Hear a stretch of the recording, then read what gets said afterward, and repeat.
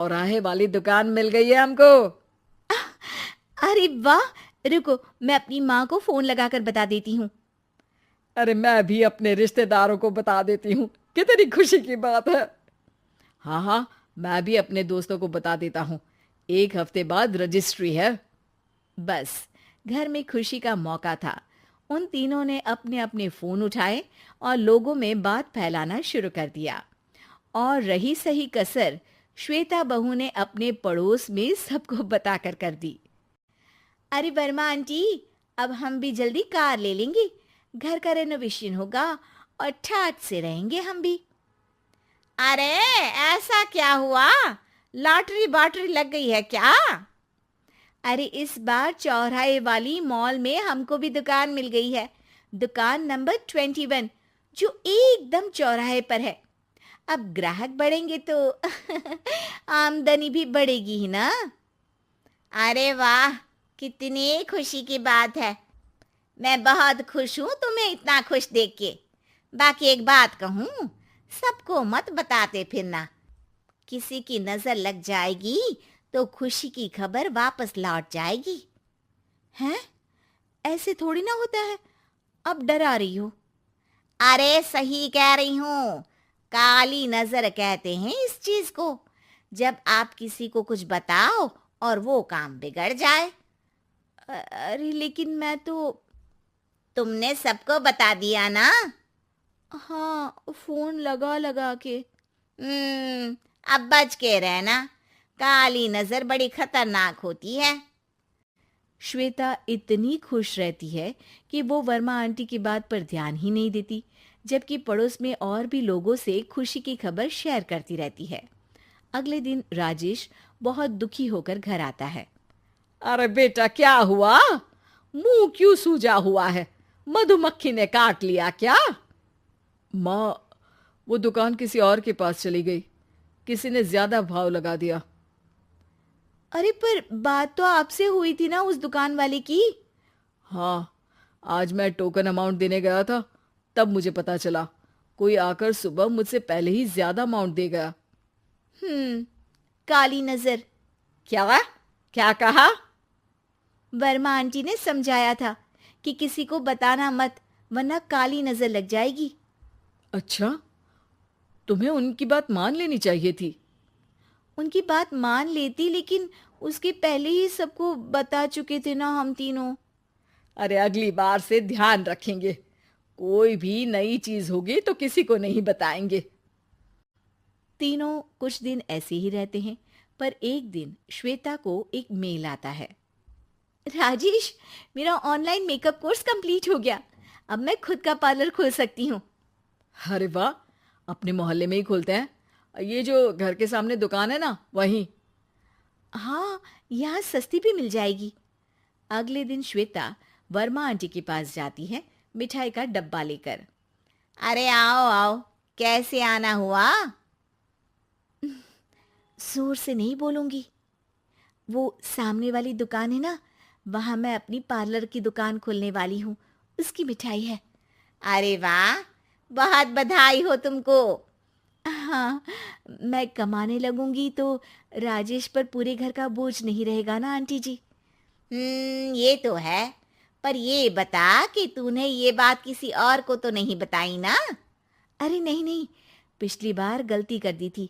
काली नजर लगी किसी की और राजेश के हाथ से वो दुकान चली गई थी। सबको मत बताना। चलो मैं चलती हूँ, कल दुकान की बात करने भी तो जाना है।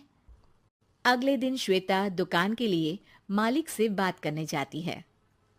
अरे लेकिन दुकान तो हम कल रात को ही किसी को दे चुके हैं। कल ही? हाँ, कल ही। 2 दिन बाद कोई यहाँ पार्लर भी खोल लेगा। अब कहीं और दुकान देख लीजिए।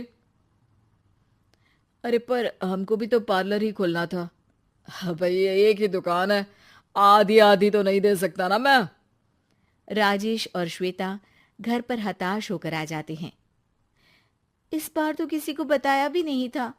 अब किसकी काली नजर लग सकती है? सुनो, तुमने माँ को बताया था क्या? अरे कैसी बात कर रही हो? माँ की नजर थोड़ी ना लगेगी।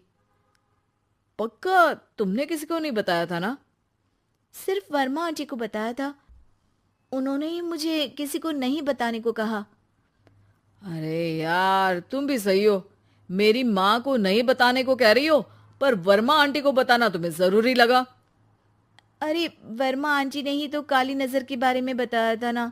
वो हमेशा हमारा भला ही तो चाहती हैं। मेरी माँ भी हमारा भला ही चाहती है। अरे पर चिल्ला क्यों रहे हो?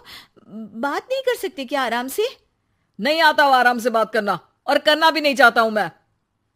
दुकान जाने का दुख गुस्से में बदल गया था और राजेश और श्वेता में बात बंद हो गई थी। 2 दिन बाद मोहल्ले में पार्लर का इनॉग्रेशन हुआ, जिसमें मोहल्ले के सभी लोगों को बुलाया गया, पर श्वेता, राजेश और माँ नहीं जाते। माँ, अंदर आ जाओ। क्या देख रही हो?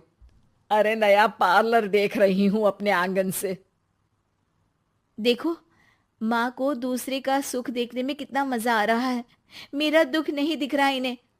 यहाँ मेरा पार्लर भी तो हो सकता था। अरे चुप रहो यार, हर बात में लड़ाई क्यों ढूंढ रही हो?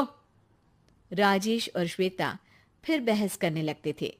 तभी माँ ने दोनों को बाहर बुलाया। अरे जरा देखो तो, दुकान चलाने वाले का बोर्ड पर नाम क्या लिखा है? श्रुति वर्मा। गाड़ी निकाल बेटा, हमें कहीं जाना है। काली नजर का इलाज कराने? राजेश अपनी बाइक निकालता है। तीनों ट्रिपलिंग कर रहे हैं। माँ राजेश को उस मॉल वाली दुकान पर लेकर जाती है जहां राजेश अपनी दुकान खोलने वाला था। यही दुकान लेना चाहता था ना तू? हाँ, पर इनको भी दुखी करने लेकर आई हो क्या यहाँ पर दुकान दिखाकर? वहाँ काफी नहीं था?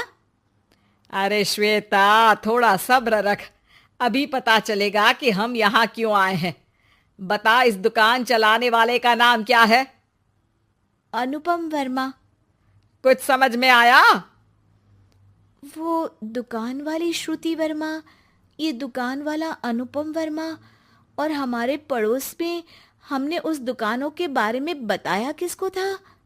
वर्मा आंटी को। मतलब वर्मा आंटी ही हमारा काम बिगाड़ रही है? नहीं नहीं, ऐसा नहीं हो सकता।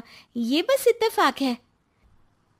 राजेश अपना फोन निकालता है और श्रुति वर्मा और अनुपम वर्मा के नाम फेसबुक पर सर्च करता है, जहां ये दोनों ही वर्मा आंटी के रिश्तेदार होते हैं।